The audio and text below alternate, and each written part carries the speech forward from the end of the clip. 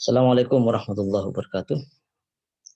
Kita sudah sampai pada pertemuan yang kelima. Kita awali perkuliahan ini dengan bacaan basmalah bersama. Bismillahirrahmanirrahim. Kita akan membahas tentang kaidah falakiyah pada bola langit.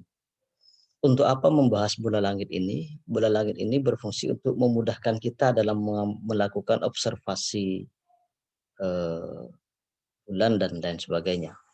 Karena kita akan mengkaji posisi-posisi benda langit dari tempat kita berada. Kita lihat di sini bahwa yang perlu saya perkenalkan pertama adalah titik tepat zenit yang merupakan titik yang tepat berada di atas pengamat. Kita di sini ibaratkan adalah pengamat, ya, observer, orang yang melakukan observasi. Titik yang berada tepat di atas pengamat itu adalah disebut dengan titik zenit.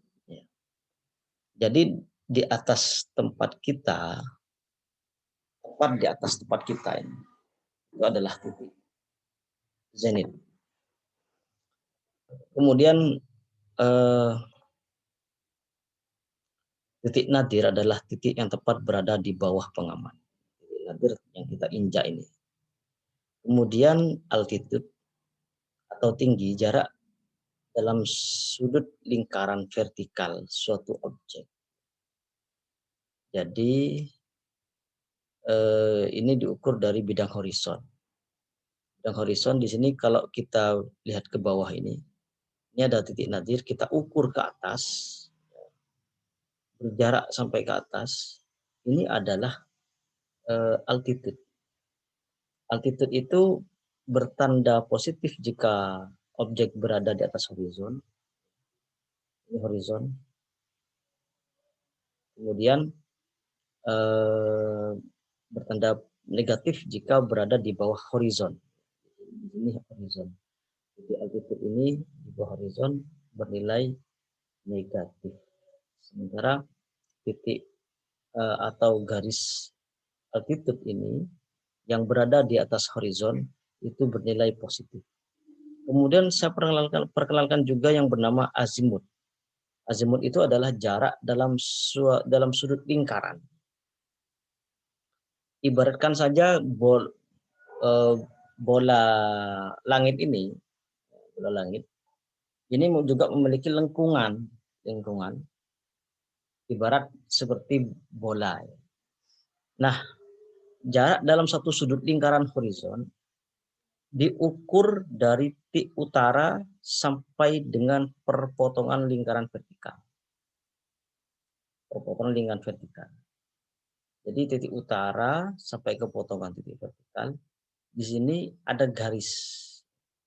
Garis yang ini merupakan jarak dalam sudut lingkaran. Sudutnya kita hitung, maka ini akan menjadi azimut. Sehingga perlu kita pahami bahwa dalam bola langit itu ada beberapa istilah yang perlu kita pahami. Yang berada di sembarang tempat di posisi bumi. Nah, pada pengamat ini sebenarnya ada bola horizon. Ini merupakan bola horizon. Kemudian dia juga memiliki bidang horizon. Ini merupakan bidang horizon ya. Ini merupakan bidang horizon. Nah, pada bidang horizon ini terdapat 4 titik istimewa yang disebut juga dengan titik kardinal atau titik arah mata angin, yaitu arah utara, timur, selatan, dan juga barat. Sementara di atas pengamat ini disebut dengan zenit, yaitu titik yang berada tepat di atas pengamat. Dan yang di bawah disebut dengan nadir, yaitu titik yang berada tepat di bawah pengamat. Nah, selanjutnya kita misalkan ada seorang pengamat yang sedang mengamati sebuah objek bintang yang letaknya ada di sini. Nah, untuk mengetahui koordinat dari suatu bintang ini, maka kita butuh kenal yang namanya garis vertikal. Ini garis vertikal yang kita kenal juga dengan meridian atau disebut juga dengan garis lintang. Jadi, untuk menentukan koordinat benda ini, kita kenalkan dulu dengan istilah altitude atau tinggi bintang, yaitu jarak dalam suatu lingkaran vertikal suatu objek diukur dari bidang horizon. Altitude akan bertanda positif jika berada di atas horizon dan bertanda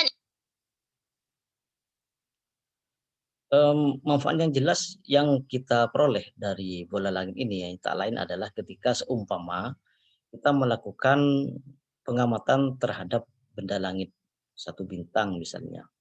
Untuk menentukan titik koordinat bintang ini, maka kita perlu melakukan atau mengetahui ketinggian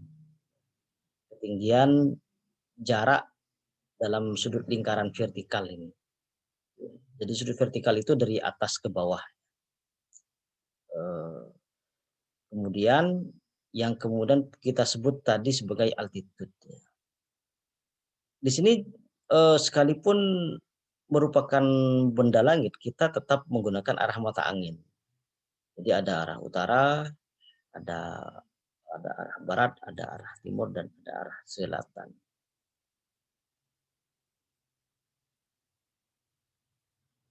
negatif jika berada di bawah horizon.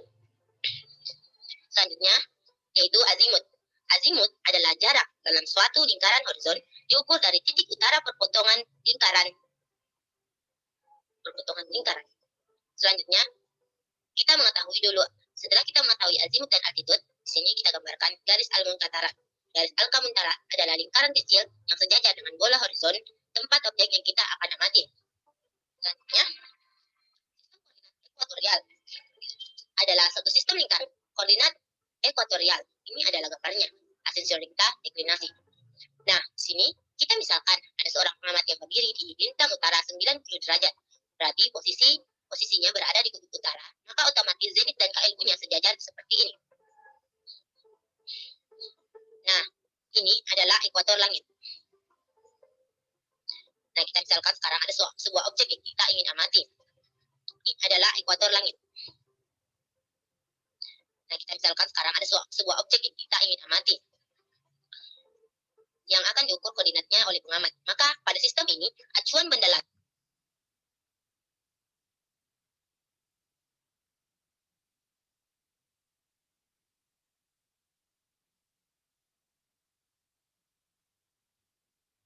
Kita lihat di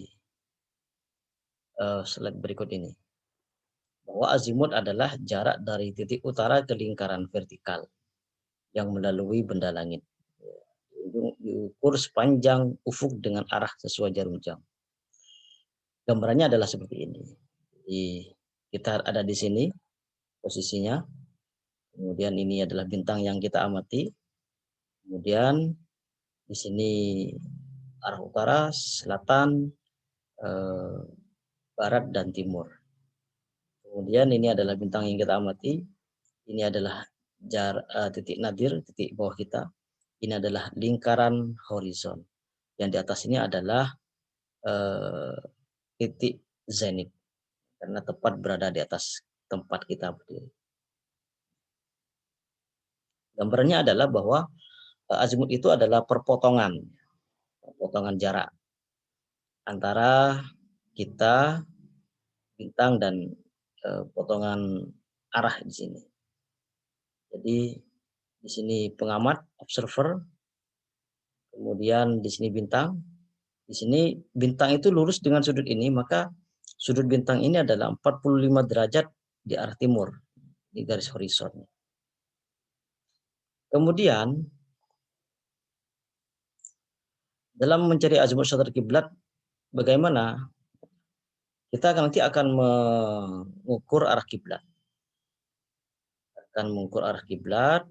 Kemudian caranya bagaimana? Kita nanti akan menggunakan trigonometri segitiga bola, yang tak lain kalau Anda ketahui sebagai rumus sinus kosinus tangen.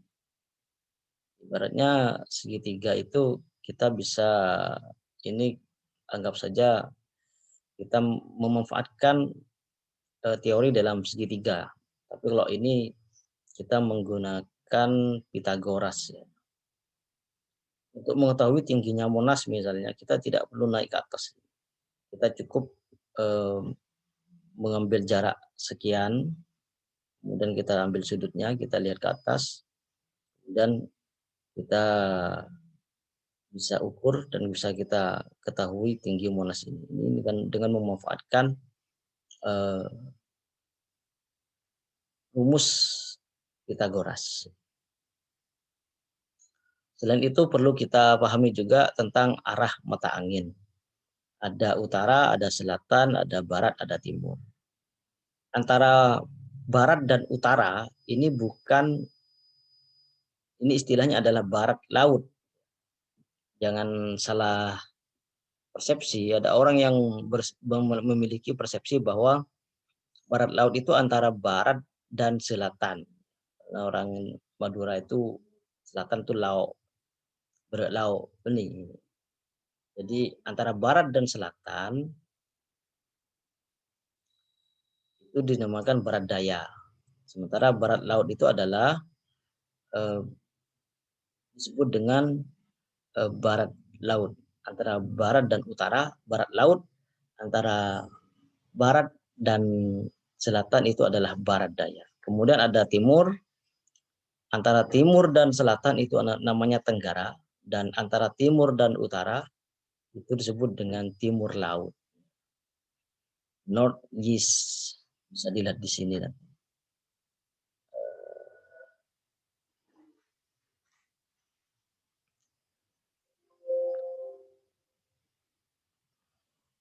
Juga perlu saya kenalkan tentang zenit. Sebagaimana yang saya gambarkan tadi. Bahwa zenit itu adalah titik puncak tertinggi benda langit pada bola langit yang persis berada di atas kepala. Kita berada di sini, maka di atas kepala kita itu zenit. Zenit. Kemudian titik nadir adalah titik imajiner. Titik bayangan yang berada tepat di bawah pengamat. Kebalikan dari titik zenit. Jadi kalau titik zenit itu lingkaran langit yang kemudian tepat berada di atas kepala kita, sementara titik nadir adalah titik langit yang berada di bawah kita. Kemudian ufuk.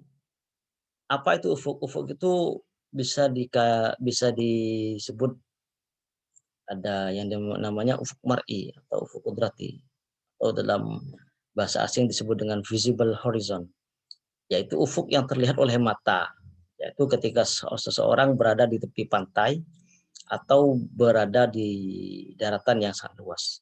Garis daratan itu disebut dengan ufuk. Ada juga ufuk semu, yaitu bidang datar yang ditarik dari permukaan bumi tegak lurus. Jadi begini,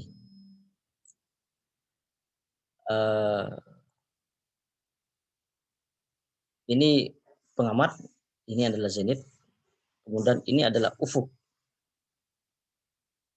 Bisa kita lihat. Meskipun ufuk yang sebenarnya adalah yang kemudian tepat berada di lingkaran bumi. Tapi pengamatan manusia itu kan terbatas, sehingga ada ufuk yang bisa terlihat. Ini visible horizon, ini terhalang gunung. Kemudian ini adalah horizon atau ufuk yang nyata, yang sebenarnya. Yang kita pakai mana? Yang kita pakai adalah astronomical horizon dan visible horizon ini. Dan karena untuk mengetahui true horizon ini kita harus menggunakan alat batu, termasuk perhitungan-perhitungan tadi itu. Kemudian ini adalah contoh horizon. Jadi itu kalau kita kembalikan pada definisinya adalah terlihat oleh mata, yaitu ketika seseorang berada di tepi pantai atau berada di tepat di daratan yang sangat luas. Ini adalah ufuk. Garis daratan ini adalah ufuk. Atau kita lihat di sini, ini adalah ufuk. Nah, yang kita lakukan observasi untuk menentukan satu Ramadan misalnya, kita harus mengetahui garis ufuk ini, dan kita kemudian ukur bulan itu berapa derajat di atasnya. Sementara sekian, semoga bermanfaat. Wassalamualaikum warahmatullahi wabarakatuh. Iya.